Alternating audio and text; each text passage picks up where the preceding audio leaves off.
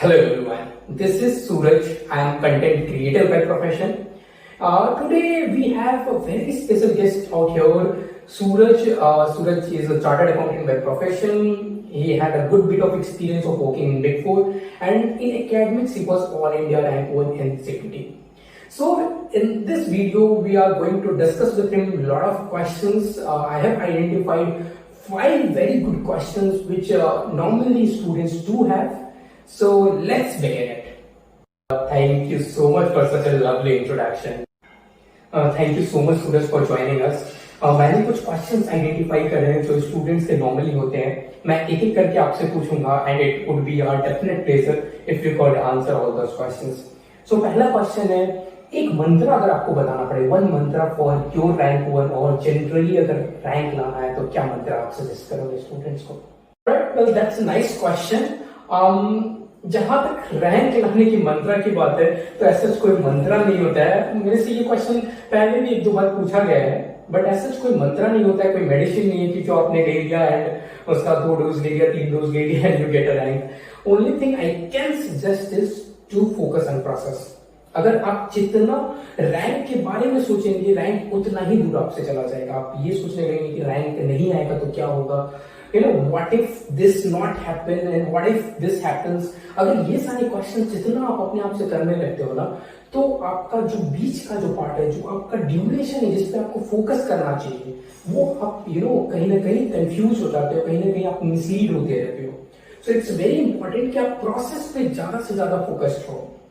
And great MS Dhoni and our Madhavan as well have said कि हम जितना से जितना हो सके प्रोसेस पे फोकस्ड रहना चाहिए rather than result, because result is ultimately the outcome of the process which you follow. अब आप एक फॉर एग्जांपल एग्जाम के लिए प्रिपेयर कर रहे हो, तो एग्जाम के लिए जब आप प्रिपेयर कर रहे हो तो आपके लिए ये इंपॉर्टेंट है कि आपका एग्जाम से पहले का जो ड्यूरेशन है, 1 साल का, 6 महीने का, 3 महीने का, वट एवर ड्यूरेशन इट में भी, आप वो 3 महीने, 4 महीने, 6 महीने कैसे गुजारते हो, कैसे आप उसमें कंसिस्टेंट रहते हो, कैसे आप रूटीन को फॉलो करते हो, आप कैसे स्मार्ट वर्क करते हो. सो दैट इज द प्रोसेस. अगर आप उस चीज को अच्छे तरीके से निभा लिया, आपने अच्छी स्ट्रैटेजी बनाई, आपने उसको कंसिस्टेंटली फॉलो कर लिया, आपने अपना हेल्थ का भी ध्यान रखा, तो वो अगर आपने प्रोसेस फॉलो कर लिया तो ultimately you will end up achieving the desired result. Second question is there anything which you regret during your preparation time?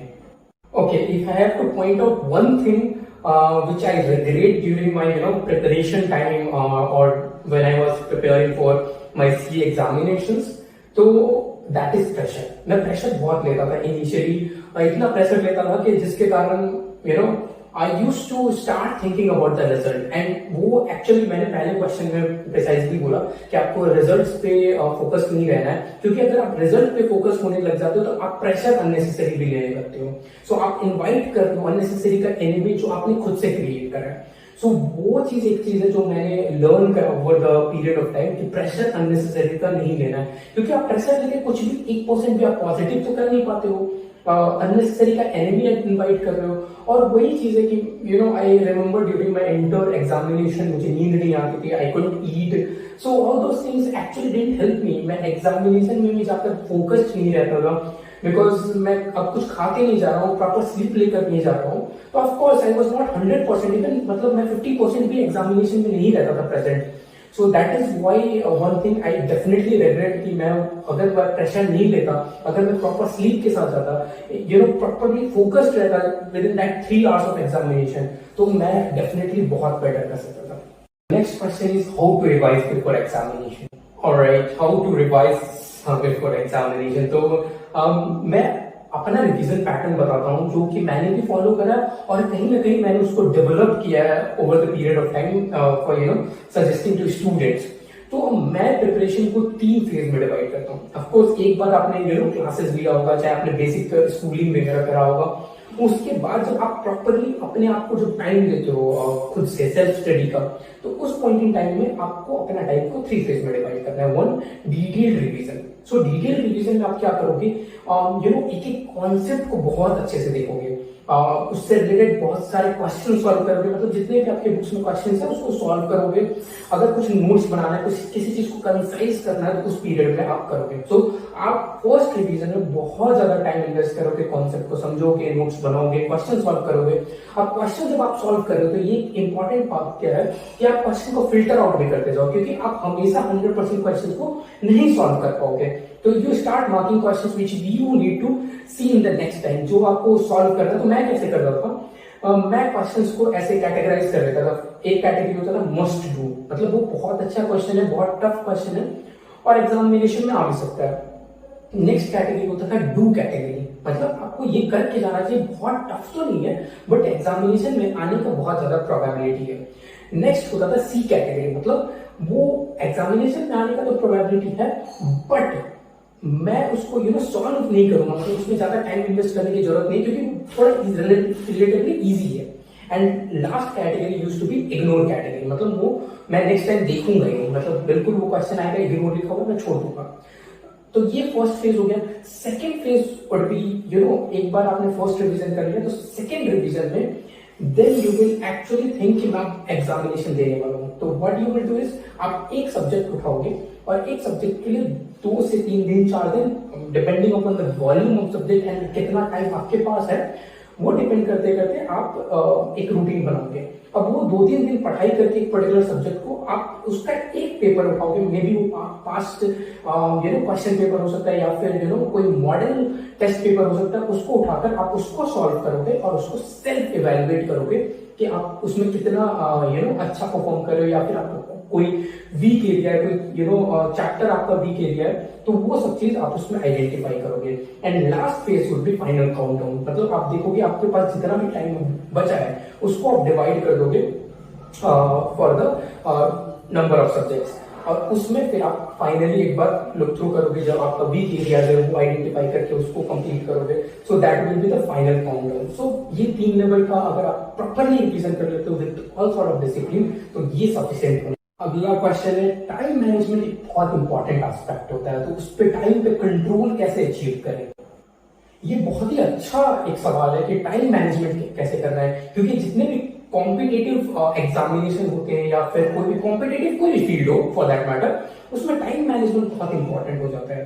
क्योंकि आप जितना टाइम को अच्छे तरीके से मैनेज करते हो, जितना टाइम को अच्छे तरीके से यूटिलाइज करते हो, उतना ही आप आगे निकलते हो।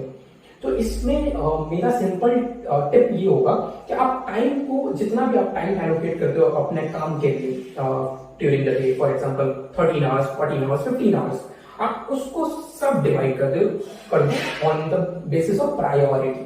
मतलब आपका कुछ काम ऐसा हो सकता है कि वो इंपॉर्टेंट भी हो, अर्जेंट भी हो, तो आप उसको सबसे ज्यादा टाइम दोगे और उसको टॉप पे रखोगे।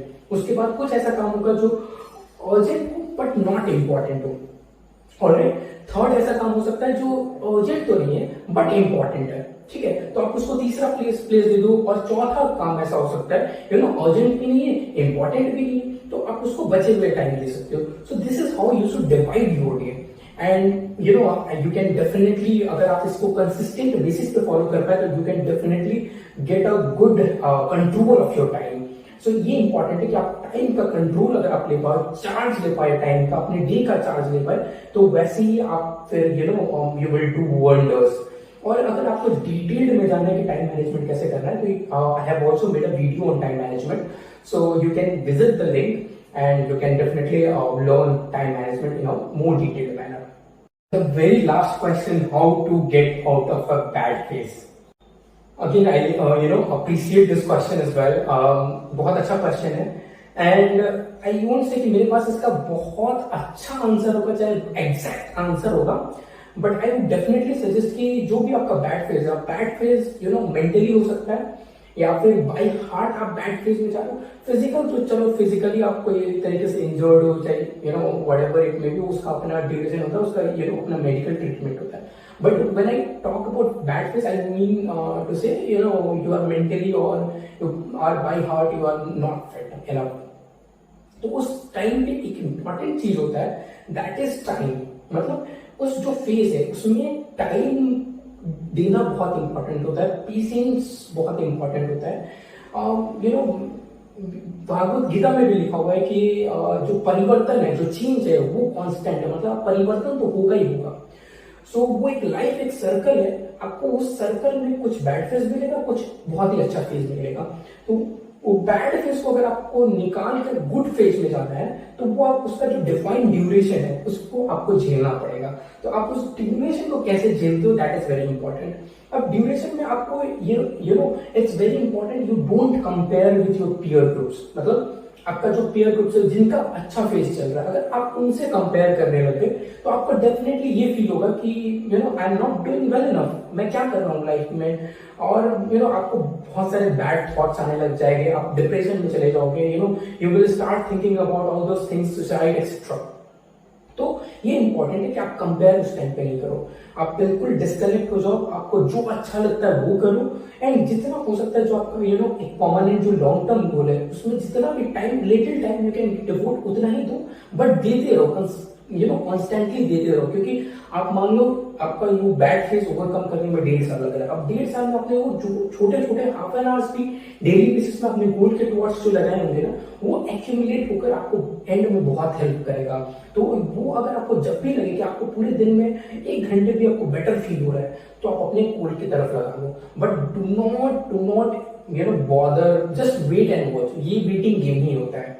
Thank you so much, Suraj, for joining in, and your answers would definitely be very helpful for our viewers. No, it was definitely my pleasure to be here, and we'll together make something like this in future as well, so that it helps maximum of the viewers, students, and even the professionals. Alright. I hope this video is very helpful to everyone. आपको कुछ भी suggestion है या फिर कोई comment है या फिर कोई क्वेश्चन है, तो please do drop in the comment box, and मिलते हैं अगले वीडियो में। Till then keep learning and keep growing.